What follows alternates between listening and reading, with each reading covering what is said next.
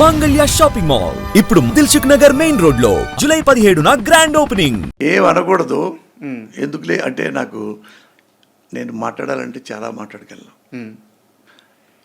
తలకాయ తీసుకెళ్ళి మొలకాయలో పెట్టుకోవాలి. నీకు చెప్పాలంటే వాళ్ళ క్యారెక్టరు, వాళ్ళ కెపాసిటీ, వాళ్ళ కాపురాలు, వాళ్ళ ఇళ్ళు, వాళ్ళ బొళ్ళు ఏందో మొత్తం నాకు తెలుసు. కానీ ఎందుకు ఏడిపించటం అట్టా చీప్గా బిహేవియర్ నాకు ఇష్టం లేక వదిలేశా. ఏంటంటే ఒక సినిమా ఫ్లాప్ అయిందంటే వాడు ఏమీ లేనివాడని కాదు సార్, ఏమీ లేనివాడని కాదు. ఆయన ఉన్నాయి కదా, రోజా సినిమా తీశాడు మణిరత్నం గారు మరి చాలా చదువుకున్నవాడు, లెజెండరీ లాంటి వాడు. మరి ఆయన ఎన్నో ఫ్లాపులు తీశాడు. అంతంత మాత్రాన ఆ డైరెక్ట్ లేకుండా పోతాడా? ఆయన ఇప్పటికీ లెజెండరీ డైరెక్టర్. చూడండి మరి ఆయన ఎన్ని ఇప్పుడు 1, 2, 3, 4 ఫ్లాప్. మన లేటెస్ట్ కూడా ఫ్లాప్ అయ్యేది సార్. ఇది మన కమల్ హాసన్ తగ్గలేదు సినిమా ఏదో, అదే అది సబ్జెక్టు సరిలేక ఫ్లాప్ అవుతాడు తప్ప మణిరత్నం ఫ్లాప్ అవడం, సబ్జెక్టు లేక ఫ్లాప్ అవుతాడు తప్ప రామ్ గోపాల్ వర్మ డైరెక్టర్గా ఫెయిల్ అవ్వడు. డైరెక్టర్ రామ్ గోపాల్ వర్మ అంటే నాకు తెలిసిన విషయాల్లో one of the tallest director in India Ram Gopal Varma. You should not forget that. అతను tallest director who believes technique. సినిమాకి ఎంత టెక్నిక్లు ఉంటాయో అతనికి తెలిసినట్టుగా ఎవ్వడికి తెలియదు, మణిరత్నం కూడా తెలియదు. ఇతను రామ్ గోపాల్ వర్మలో ఉన్న షార్ప్నెస్, క్రియేటివిటీ ఎవరికి తెలియదు. ఎందుకంటే నేను ఆయనతో ట్రావెల్ చేశాను 2-3 ఏళ్ళు. అయ్యో తెలుసు సార్, ఉంది ప్రశ్న ఉంది అడుగుతా. అది అతను చాలా చాలా ఇక జీనియస్. తర్వాత ఇంకెవరు అంటే నేను చెప్పను, అంత జీనియస్ అతను రామ్ గోపాల్ వర్మ. అది హిట్ ఫ్లాప్ గురించి పట్టించుకోకర్లా. అట్లానే నా ఫ్లాప్ అయితే నేనే అన్నాను ఫ్లాప్ అయింది. ఫ్లాప్ అయిన తర్వాత ఇంకో డైరెక్టర్, ఒక ప్రొడ్యూసర్ ఇంటికి వచ్చాడు, మన సినిమా చేద్దామా, కథ మీరు బాగా చేశారు కానీ బ్యాడ్ లక్ అయిపోయింది అంటే, వద్దండి మేమే చేసుకుంటాను, అది ఫ్లాప్ అయిన తర్వాత మళ్ళీ వస్తే మీకు బాగోదు అని పంపించేశాను.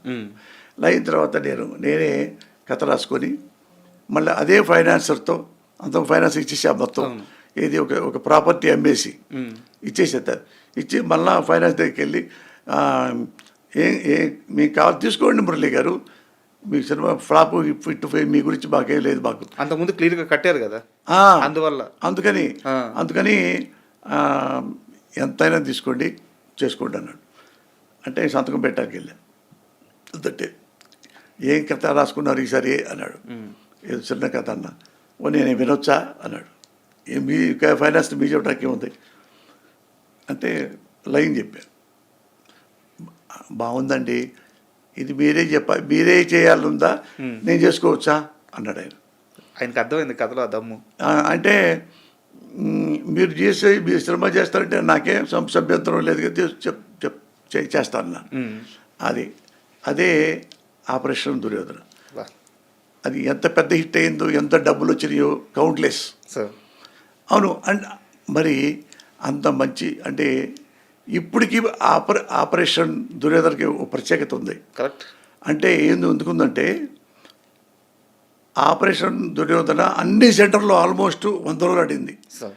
తెలుగు సినిమా ఇండస్ట్రీలో లాస్ట్ సినిమా 100 రోజులు ఆడిన సినిమా నా సినిమా ఆపరేషన్ దుర్యోధన. అప్పటి నుంచి ఇప్పటిదాకా 100 సినిమా లేదు 100 రోజులు. తర్వాత ట్రెండే లేకుండా ఎవరి 100 రోజులు లేవు. అదొక్కటే లాస్ట్ 100 days సినిమా. అలాంటి గొప్ప సినిమా. ఇప్పుడు ఎన్నో వాగాడే. ఆపరేషన్ దుర్యోధనలో ఒక్క బటన్ కూడా చెల్లడవాడు, బటన్ కూడా అన్నం పెట్టా.